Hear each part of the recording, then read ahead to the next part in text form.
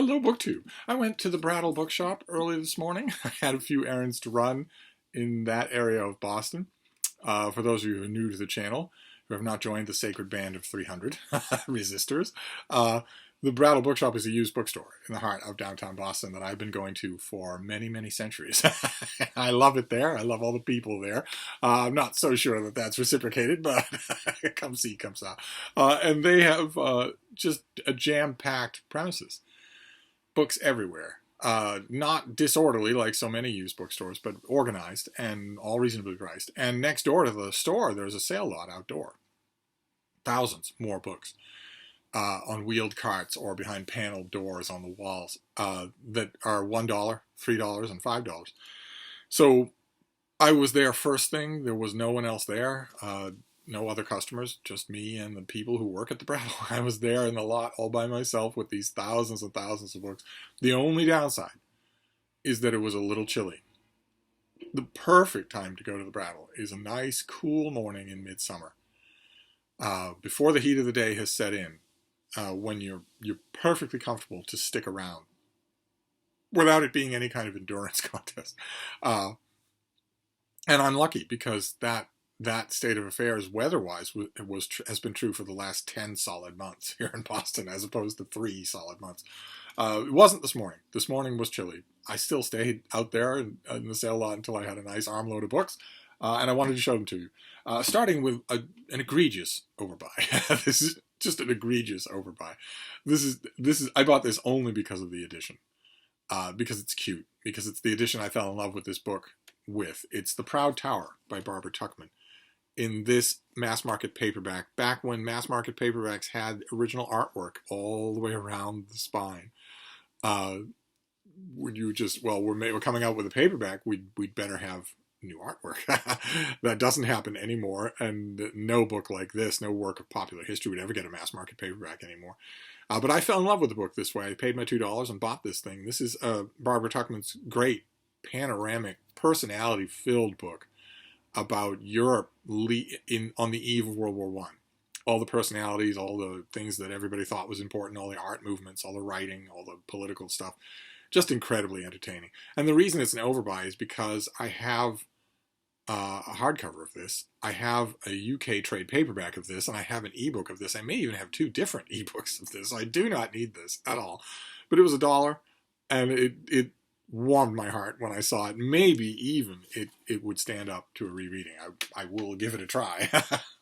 This next one is one of those mid-century authors that just gets lost in the haze of Mailer and Updike and Roth and never gets seriously studied, seriously read, seriously reprinted.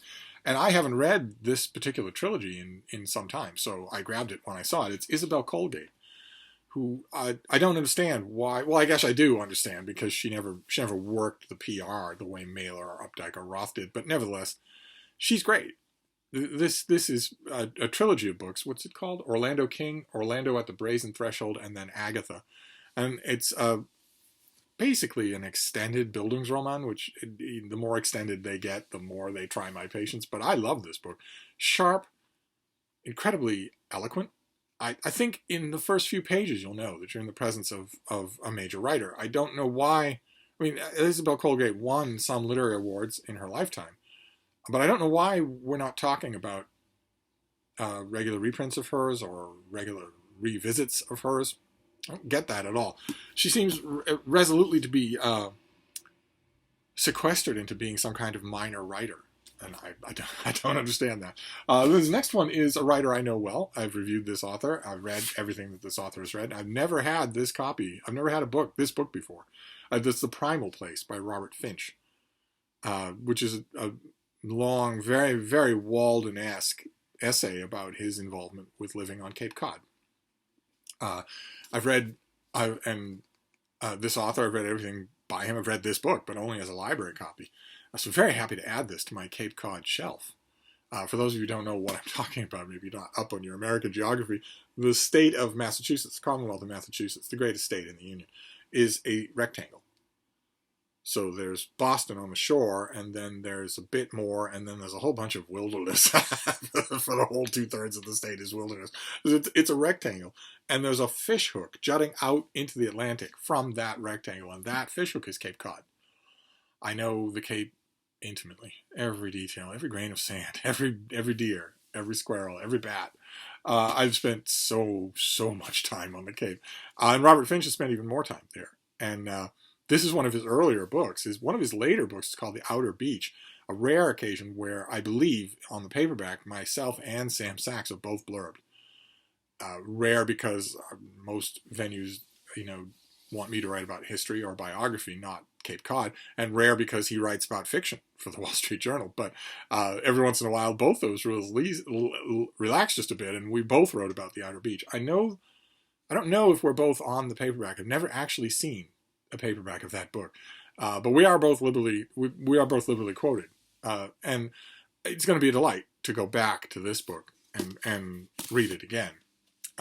One of the minor aspects of Project Harrigan, the rearrangement and revisioning of my book collection, is to put all the Cape Cod stuff together. Cape Cod, Martha's Vineyard, and Nantucket together. I just haven't done that, so it's scattered all over the place. But this has the extreme pleasure at any Brattle book haul, is to find a book that you know is a keeper.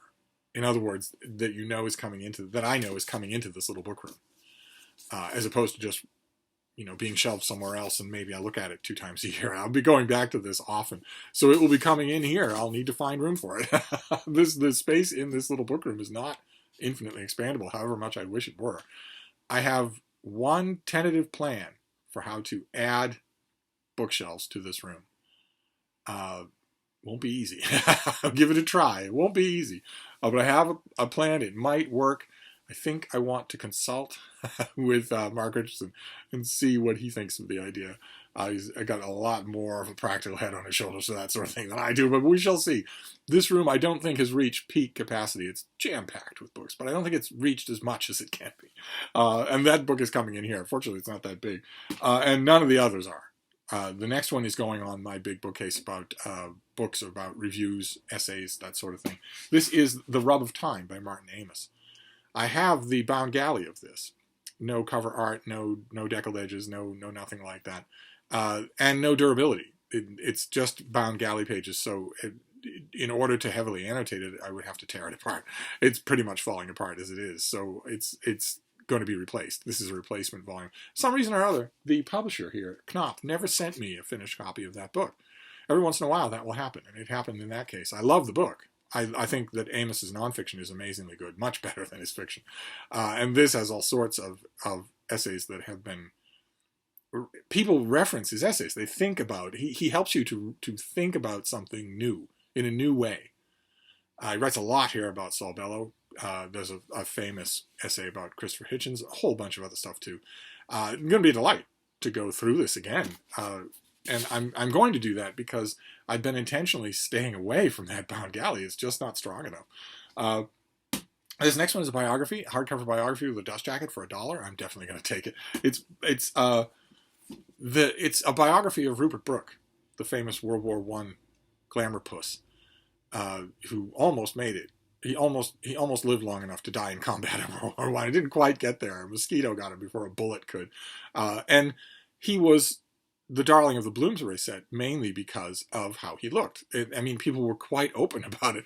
And there was, if I remember correctly, a biography or a biographical treatment of Rupert Brooke years ago that it caught me on a bad hop and elicited a very short and very nasty review, in which I say, basically, he was beautiful. End of story. He doesn't need 15 books a year. This book, if I remember correctly, tries to make the case that he was more than that his wretched juvenilia that we have might constitute a Yeats of Borning. I don't believe that, but we'll see. I don't think I've ever actually read this.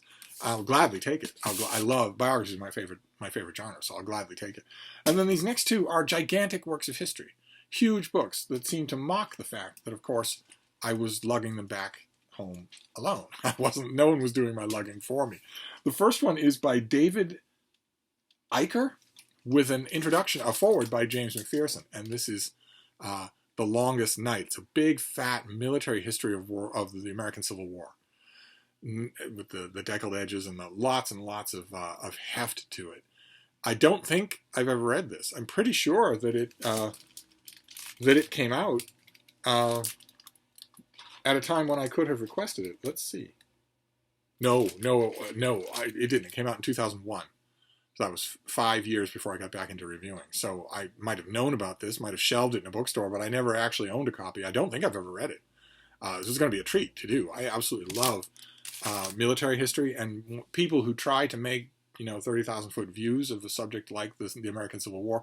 Even if I don't agree with their summaries, I tend to love those books. So glad to have it. Glad to add it to the American Civil War history shelf. There's the next one I've had many times. I've had it in hardcover. Had it in a big fat trade paperback. Keep getting rid of it. I'm gonna try not to get rid of it this time because this is the definitive work on its subject. It's a huge book on World War II history. It's Telford Taylor's book on Munich. This is all just like a gigantic thing there. You have a gun and an umbrella. The umbrella, of course, signaling Neville Chamberlain. And Munich was the thing that is associated solely with Neville Chamberlain, is that his desperate attempt to stave off another world war. That's what Munich was, a desperate attempt to stave off another world war, to do pretty much anything to save the world from another world war. If you can at all, do it. Neville Chamberlain was prime minister. He was in a position where, as he thought, as he told his sister, he was in a position personally, individually, if he only could see the way, if he only had the strength of will, he might personally, individually be able to save the world from another world war. He knew that Hitler wouldn't do it, but he thought maybe he could, and was willing to do a lot to make that happen. In the perfect hindsight of history, people have said he was willing to do too much. If you're willing to sacrifice your allies to a madman who's going to rend their country like a chew toy, you're sacrificing too much. I love this book. Telford Taylor was deeply involved with World War II. He was counsel for the prosecution for the trial at Nuremberg. Wrote a very good, very personal book about Nuremberg. I think he was an advisor for the great movie Judgment at Nuremberg, the great Spencer Tracy movie Judgment at Nuremberg, which you really should see. If you haven't seen it, you really should see it. Not only because it will show you that William Shatner actually does know how to act, and not only because Spencer Tracy is at his wintry brilliant in that movie, but also because, despite the fact that Marlene Dietrich is in the movie, despite the fact that Burt Lancaster has a star turn in the movie, despite the fact that Spencer Tracy is at the peak of his powers in that movie, the last movie that he was in where he was at the peak of his powers, despite the fact that William Shatner is really, really good for the little bits and pieces that he gets to do, despite all of that, if you watch Judgment at Nuremberg, you get to see Maximilian Schell just outact the whole lot of them. It's just this whirlwind of acting brilliance from a very young, extremely handsome Maximilian Schell. It's just amazing. It's the first thing you notice, of course. It's the very beginning of the movie. But it keeps going throughout the movie. No matter who he's up against, he does a better job than they do. And he's in almost every scene. So if you haven't seen Judgment at Nuremberg, put it on your list. No idea if it's on Netflix or not, or Hulu or whatever. But it's worth you watching. In the very small list of, like, the top 10 list of great World War II movies, it would definitely be on that list. It wouldn't be number one. I trust you all know what would be number one, but it would be on that list. Now you're all going to want me to make that list, aren't you? Anyway, this is also really good reading. Telford Taylor, don't know where it came from. He never wrote anything else that was really worth reading, but this is really good reading. So very happy to have this. It's a little bit scuffed, a little bit worse for wear. I will reinforce it, and maybe that will encourage me to keep it this time. That would be great. I'll need to make room for it on the World War II shelf. So anyway, there you go. That was a Brattle trip, not entirely pre-planned, but I'm glad I went. Some really good goodies here. We've got Munich by Telford Taylor. I kind of like the design of the old trade paperback better, but the old trade paper, this is too big a book. The old trade paperback cannot be read. It falls apart. So a hardcover is a necessity here. Then The Longest Night, a military history of the American Civil War that I think is new to me. I mean, the first 30 pages will tell the tale, but I think I've never read it before. Then a biography of Rupert Brooke. The Cutie Patootie of World War I. Then The Rub of Time by Martin Amis, who was once upon a time in his early years a cutie patootie. Critical essays, definitely something I want and will revisit. The Primal Place, Robert Finch's book on Cape Cod. The Orlando Trilogy by Isabel Colgate, the unfortunately forgotten Isabel Colgate. And finally, The Proud Tower, in an old mass market paperback, the old mass market paperback of The Proud Tower. That I read to pieces and just loved it.